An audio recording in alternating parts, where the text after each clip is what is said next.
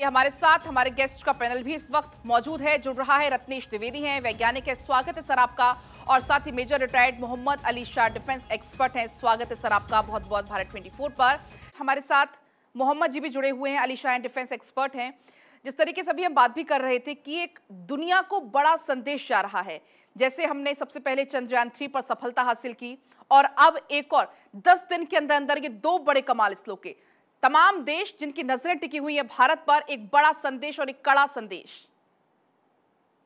जी हाँ मैडम, मैं आपकी दाग देता हूं कि आपने बड़े सही तरीके, सटीक तरीके से आपने इसकी रिपोर्टिंग करी है। और अभी देखिए, चंद्रयान 3 का लॉन्च हुआ था और हमने सक्सेसफुली सॉफ्ट लैंडिंग की थी। अभी कुछ एक साल पहले अगर हम बोलें कि भाई चांद पे या सूरज की तरफ हम जाएंगे, तो लोग बोलेंगे पागल हो गया, क्या सोच रहे हो, क्या बात कर रहे हो आप, ये नामुमकिन है। बिल्कुल नामुमकिन चीज थी ये, मगर भारत ने कर दिखाया, भारत ने कर दिखाया ये। और सबसे नामुमकिन काम, जैसे कि हमें टेक्नोलॉजिकल भी अभी बताया हमारे फेलो पैनलिस्ट ने, कि 15 लाख किलोमीटर दूर जाके L1 पे जाके ये आएगा। और ये पहला राष्ट्र होगा almost one of the first countries जो सूरज की भी स्टडी करेंगी। अब आप देखिए, मैं एक फौजी होने के नाते इसको मैं कोरिलेट करता हूं हल्का सा। 1999 में क्या हुआ था? 1999 में कारगिल का युद्ध हुआ था। तो कारगिल के युद्ध के दौरान ऐसा हुआ था, जब हम देखिए, मैं हर कोई से कनेक्ट कर पाएगा क्योंकि कुछ चंद दिनों पहले की बात है, जब हम चंद्रमा पे लैंड हुए थे, वो भी साउथ पोल पे, the darker side of the moon, the road less travelled, जहां पे कोई नहीं गुजरा, वहां पे हिंदुस्तान गुजरा, वहां पे हिंदुस्तान जाके अपने झंडे गाड़े। तो जब कारगिल युद्ध हुआ था ना, तब दुश्मन की चोटियां हमको लेनी थी, चोटियां। तो उस टाइम पे जब सीओ साहब ने एक दस्ते को भेजा था रात को, हमारे सीनियर थे वहां पे, जी। उन्होंने कहा था कि हमको वो कब्जा करना है, और पूरी रात भर टेंशन में थे कि पता नहीं क्या होगा। और कम्युनिकेशन ब्रेक हो गया था, कोई कम्युनिकेशन तालमेल हो नहीं रहा था फौजियों से और हेडक्वार्टर से।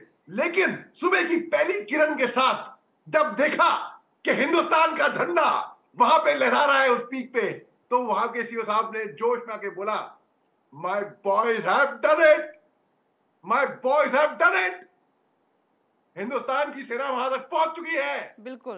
तो बिल्कुल वैसे ही वही बात थी, वही जोश, जज्बा, जुनून था जब हमने देखा, जब हम चंद्रमा पे हमने सॉफ्ट लैंडिंग करी कायदे से, सक्सेसफुली। अब आप देखिए, इसी तरीके से अब हम सोच भी सकते थे कि सूर्य, भाई अगर सूरज को आंख उठा के भी देखो तो हम सबकी आंखें जल जाती हैं। बिल्कुल। अभी भी अगर आप देखें, कोई भी अगर सूरज की तरफ जुर्रत करे वहां पे नजर घुमाने की, लेकिन ना, आप 2 सेकंड ज्यादा देख नहीं पाओगे। वहां पे हिंदुस्तान जा रहा है, तो इससे साफ दर्शाता है कि हिंदुस्तान क्या तरक्की कर रहा है। बिल्कुल हिंदुस्तान की अलीशा, क्या जो है। मुश्किलें हैं उन्हीं मुश्किल पॉइंट्स को भारत चुनता है। जैसे साउथ पोल सबसे मुश्किल पॉइंट था, भारत ने वही मुश्किल पॉइंट चुना। देखिए, ये हिंदुस्तानी है, तो आज की तारीख में पूरी दुनिया की नजरें टिकी हुई है हिंदुस्तान पे कि हिंदुस्तान ने जो मौका हासिल कर लिया है। एक मैं आपको एग्जांपल देता हूं, बड़ा अच्छा, एक दुरुस्त एक कार्टून शेयर हुआ था 2019 में, जब हमारा चंद्रयान 2 मिशन, मैं कहूंगा 99% कामयाब हुआ था। जब लैंडिंग के दौरान जब वो क्रैश लैंड किया था, तब लोगों ने हमारा थोड़ा बहुत हल्के जगह था, मजाक उड़ाया था, हल्का था। लेकिन आज हमने मुंह तोड़ जवाब दिया है उनको, मुंह तोड़ जवाब। एक कार्टून शेयर हुआ था जहां पे एलीट स्पेस क्लब में कोई अपना अखबार पढ़ रहा है और बाहर हिंदुस्तानी आके अपने धोती कुर्ते में टकटका रहा है।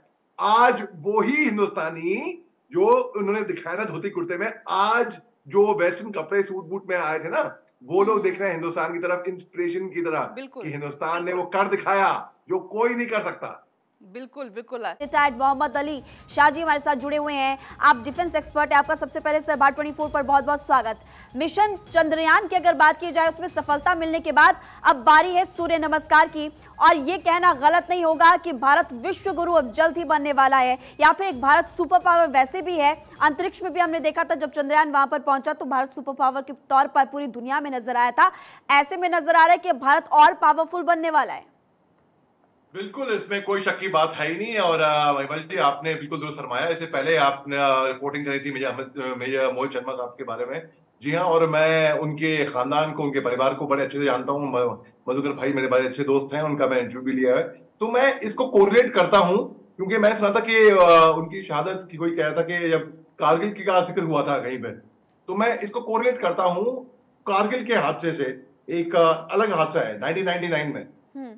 तब भारतीय सेना दुश्मन ने एक हमारा चोटी कब्जा कर लिया था इलीगली, तो हम कब्जा करने जा रहे थे, तो रात को संपर्क टूट गया था हेडक्वार्टर से।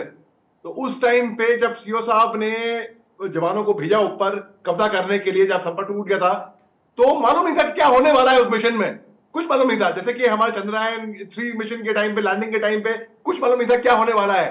अभी सोलर लॉन्च है तो मेरे को बहुत एक्साइटमेंट है इसके बारे में, लेकिन सुबह की पहली किरण के साथ जब कम्युनिकेशन टूट गया था, जब देखा हिंदुस्तान का झंडा उस पीक पे लहरा रहा था शान से, तब उनके सीओ साहब ने बोला, my boys have done it, Hindustan की सेना वहां तक पहुंच गई है। तो उसी तरीके से जब चंद्रयान 3 मिशन के टाइम पे हमने सॉफ्ट लैंडिंग की थी, तो हमने कहा हिंदुस्तान हैज डन इट।